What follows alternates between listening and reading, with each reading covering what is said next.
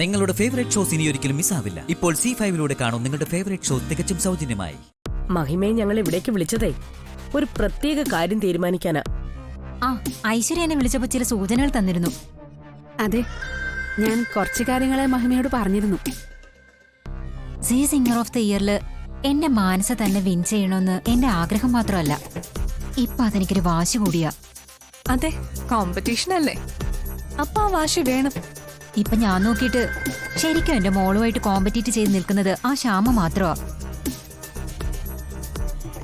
ശ്യാമയൊന്ന് ഡിമ്മാക്കാൻ എന്തോ ഐഡിയ ഉണ്ടെന്ന് പറഞ്ഞിട്ടാ ഇപ്പൊ ഞാൻ നിങ്ങളെ കാണാൻ ഇവിടെ വന്നത് തന്നെ. ഐഡിയ ഉണ്ടെന്ന് പറഞ്ഞത് വെറുതെ അല്ല, അത് നടപ്പാക്കാൻ എന്നെ കൊണ്ട് പറ്റുന്നതാണെങ്കിൽ ഞാനത് ഏറ്റു. ഉറപ്പായിട്ടും മഹിമയ്ക്ക് സിമ്പിളായിട്ട് നടപ്പിലാക്കാൻ പറ്റുന്ന ഐഡിയ.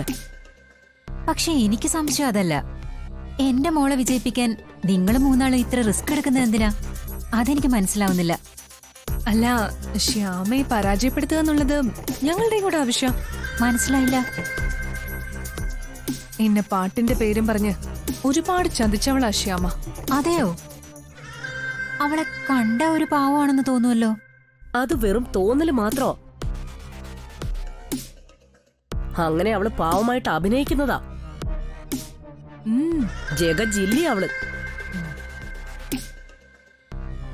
ശരിക്കും ശ്യാമ എന്റെ ബന്ധുവാണ്, പക്ഷേ ഞങ്ങളുടെ കുടുംബത്തിൽ നിന്നും പുറത്താക്കിയിരിക്കുക അവളെ. അങ്ങനെ ഒരു കഥയുണ്ടോ? തീർന്നില്ല. ശ്യാമയുടെ എല്ലാ കഥകളും കേട്ട മഹിമ ഞെട്ടും. ഇനി എന്തായാലും നമ്മൾ പരിചയപ്പെട്ടല്ലോ, സൗകര്യം പോലെ എല്ലാം പറഞ്ഞുതരാം. നമ്മള് നാലാളും ഇപ്പൊ ശരിക്കും ശ്യാമയുടെ ശത്രുക്കളാ. നമ്മൾ ഒന്നിച്ചു നിന്ന ശ്യാമ മ്യൂസിക് ഷോ സെക്കൻഡ് റൗണ്ടിൽ പാടില്ല. മഹിമയുടെ ആഗ്രഹം പോലെ മാനസ ഫൈനലിൽ ജയിക്കുകയും ചെയ്യും. ഞങ്ങള് പറഞ്ഞു തരുന്ന ഐഡിയ അത് മഹിമയെ അങ്ങ് നടപ്പാക്കിയാ മതി. അത് ഞാൻ ഏറ്റവും പറഞ്ഞില്ലേ. Zee singer of the year second റൗണ്ടിന് തൊട്ടു മുൻപ് ഞങ്ങള് മഹിമയെ വിളിച്ചിരിക്കും. ആ ഐഡിയ പറഞ്ഞു തരുകയും ചെയ്യും. എന്നാ അതിപ്പോ പറഞ്ഞൂടെ? ആ ഐഡിയ ഓൺ ദ സ്പോട്ടിൽ പറഞ്ഞ അതിന്റെ വീര്യം കൂടും. മനസ്സിലായില്ല.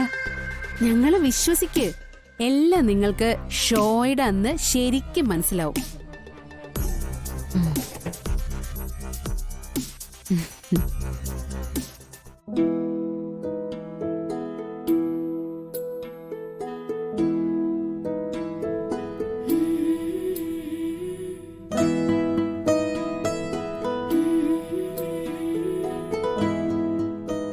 ഇത് ശ്യാമ ചെയ്താ തെറ്റ്, അങ്ങനെ ഞാൻ പറയൂ. അമ്മയുടെ സ്വഭാവം നന്നായിട്ട് അറിയില്ലേ, പിന്നെ എന്തിനാ അമ്മയെ കാണാൻ പോയേ? അതെന്റെ ജീവിതത്തിൽ ഒരു വലിയ കാര്യം നടക്കുമല്ലേ, അപ്പോ അമ്മയുടെ അച്ഛന്റെ അനുഗ്രഹം മേടിക്കണം തോന്നി. എന്തിന്?